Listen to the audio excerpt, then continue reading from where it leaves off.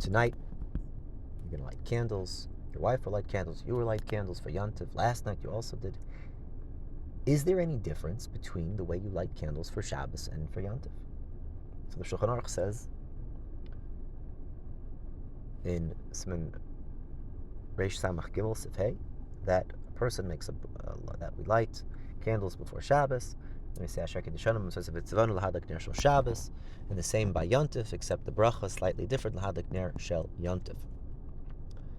The question is, what comes first, the lighting or the bracha? So we know, if you look at the Magen Avram, when it comes to Shabbos, we light for Ashkenazim, we light the candles first and then make the bracha. Even though normally we make a bracha before you do a mitzvah because Ever Lasiyas, and you want to make a bracha before you do the mitzvah, like the Gemara says.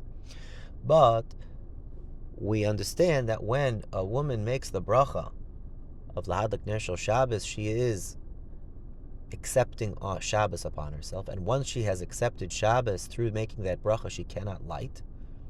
Therefore, she lights before. Says the mother of the Drisha. The Drisha is Rav Yeshua Folk HaKohen, who lived in Lemberg in the 1500s.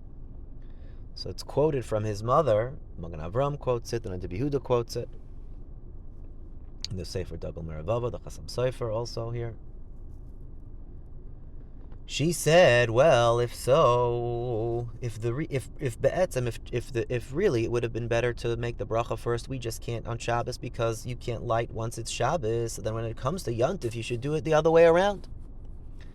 You should make the bracha first and then light, because you could light a fire on Yontif from an existing flame. And the Magen Avram rejects this. The Magen Avram says, is a strong lashon. He says, "Ein chachma la'isha." We're concerned the women are not going to distinguish between one bracha and another, and we made a loy plug. The Chachamim said it has to be uniform across all brachas. If when it comes to Shabbos you make the bracha first, if when it comes to Shabbos you have to light first and then make the bracha. When it comes to Yontif, you should do the same thing. Otherwise, we're concerned about people mixing up the two, and if they get used to making in the Yontif context, making the bracha and then lighting, we're afraid that tomorrow night, Friday night, when it comes to Shabbos, you do the same thing, and it could be a question of Chilul Shabbos. So therefore we say loy plug, and always the bracha should be after the lighting. Hazoi says the Magen Avram. Comes the Rabbi Yehuda the Dagel Meravava and says, when he asks daiti, but to me, hadinim imay shel Drisha. I say the mother of the Drisha got it right, not the Magen Avram. Why? He says a loy plug, when you're concerned about people mixing up two brachas, is when it's the same bracha. So you're concerned that whatever applies here applies there, but here it's two different brachas. L'Hadak Ner Shel Shabbos is one bracha. L'Hadak Ner Shel Yontif is a different bracha. So we're not concerned that just because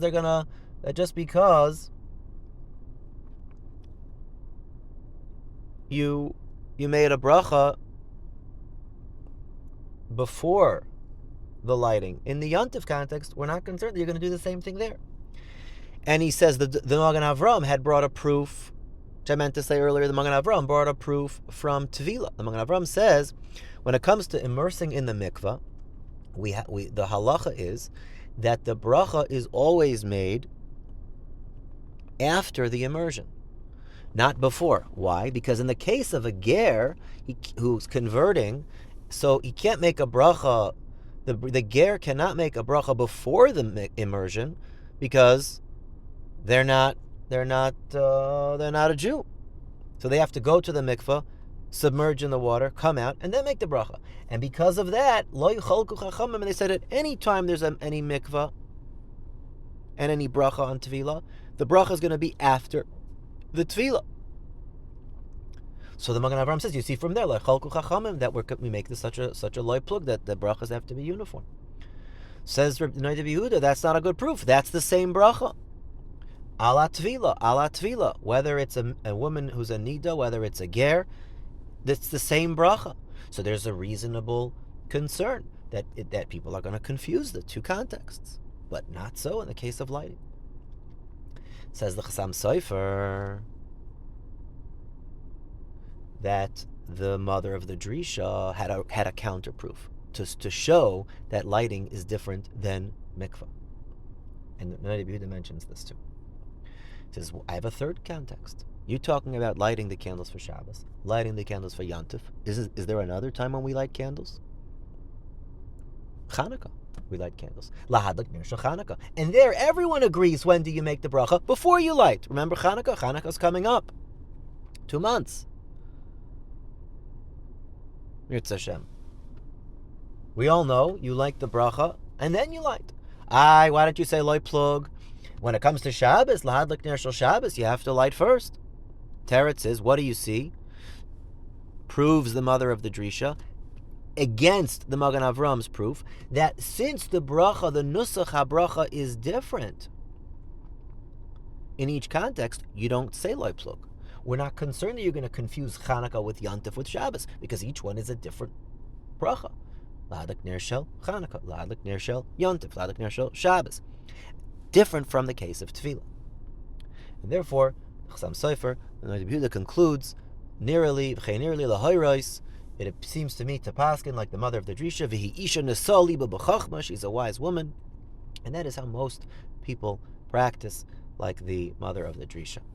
There are those who still follow the Magen Avram, and even in the case of Yantif, will light first and then make the bracha. Sfardim, Frauling Rebbe Vadia, hold that in all situations you make the bracha first, even on Shabbos, and that it's not considered a Kabbalah of Shabbos. Paskening like the Shitas that hold that way. And all of this is talking about an Isha, but when a man is lighting the candles, then even on Shabbos, everyone agrees he makes a bracha first, because by him it's not considered a Kabbalah of Shabbos. So we light candles for Shabbos, for Yantif, for Chanukah. We also light candles for Yizkar, for a Ner Neshama, Ner Elikim Nishmas Adam, Ner Hashem Nishmas Adam. The eternal flame we have in the shul, and on top of me the Ner Tamid, someone recently donated, a beautiful Ner Tamid, symbolizing the eternal flame of the Jewish people. We also light, people who have a yahrzeit, people who are about to say Yizkar, they light a candle before Yantif, symbolizing the eternal flame of the soul, because the soul never dies. And today is not just Yizkar for those in our families whose yahrzeit we are remembering, but today is the yahrzeit of the over 1,200 people who were brutally murdered 1 year ago today. Mothers butchered in front of babies, children in front of their parents.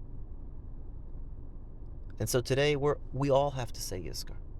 And we're all going to come in early to say the special Kel Mole, even those of us who don't have, or whose parents are living. We're going to come in, and we're going to say a Kel Mole for those who died al Kiddush Hashem, because that is the status of those people. They were killed because they were a Jew. They're buried differently, in their clothing, to shake the heavens for Rachamim. We should be zoche by remembering them, by learning, by davening for them, by giving tzedakah for them, supporting the shul, supporting our community, supporting each other. That will be an aliyah for their neshama. And yet, just yesterday, we had Hoshana Rabbah, the day of great salvation. What's the great salvation? Rav Hutner says, Rav Lo Hishia. Hoshana Rabbah is Rav Lo Hishia. What's that? Tchias HaMesim. It's the day of Tchias HaMesim. We should be zeicha to see the Geula of Mashiach ben David. We had the day of David yesterday. To be Mechaya all the Mesim and all the families be reunited. The coming of Mashiach Meher B'Yameinu.